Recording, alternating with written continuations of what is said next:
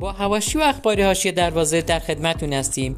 بعد از نتایج ضعیف پرسپولیس تو هفته اخیر، مدیران باشگاه تصمیم گرفتن گاریدو رو کنار بگذارن. گزینه اصلی جایگزینی گاریدو هم اسمار بود، ولی اون گفته که نمیتونه بیاد. دلیلش هم اینه که با تیم بوریرام تایلند قرارداد داره و جدا شدنش ممکن نیست. بوریرام الان تو لیگ تایلند اوله، ولی تو لیگ نخبگان اوضاع خوبی نداره و اسمار هم همچنان به موفقیتشون امیدوار مونده و این اولین بار نیست که او پیشنهاد پرسپولیس رو رد میکنه. فصل قبل هم به خاطر هدفش تو مربیگری در کره یا ژاپن پیشنهاد پرسپولیس رو قبول نکرد. حالا هم دوباره به همین دلیل گفته که نمیتونه به پرسپولیس بیاد. باشگاه پرسپولیس حالا باید دنبال یه گزینه دیگه بگرده.